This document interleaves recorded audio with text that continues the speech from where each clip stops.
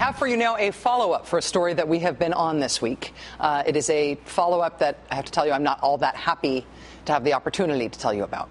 On Monday night's show, we broadcast the first national interview with the Kansas doctor who was trying to set up the first medical practice that would provide abortions in Wichita, Kansas, since Dr. George Tiller was murdered there by an anti-abortion extremist more than a year and a half ago. The reason that nobody is providing abortions in that city is because of murder and because of intimidation.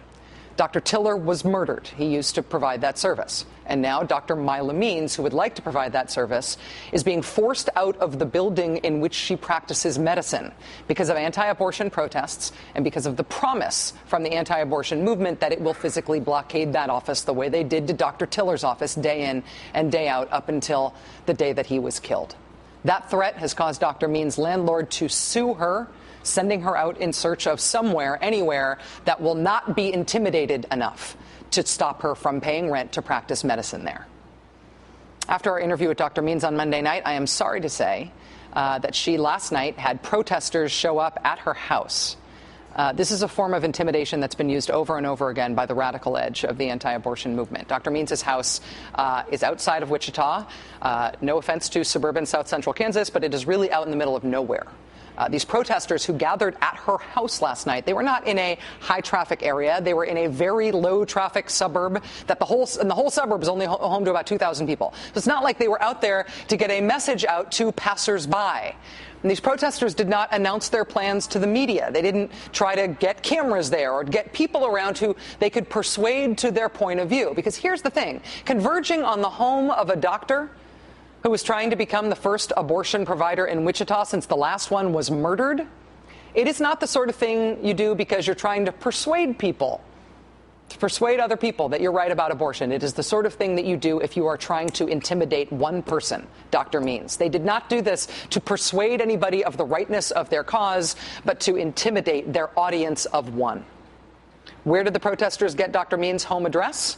Well, the address was listed in a comment on Operation Rescue's website.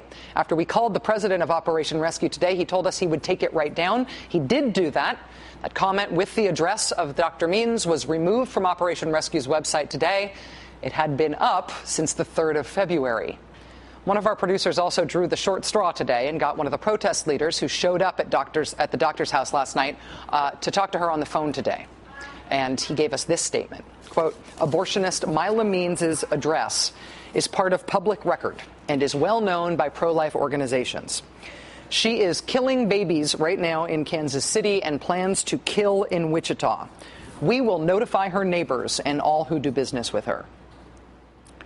And then he gave us his name, which I'm happy to tell you. His name is Rob Rotola. But his statement, I should tell you, came from the email address of the man who has been emailing out these posters about Dr. Means. These posters that call her an unspeakable, horrific murderer who takes blood money for being a mass murderer for killing children. So yeah, that's whose email address we got the statement from today about how he plans to stake out Dr. Means' house and notify all of her neighbors that she is a murderer.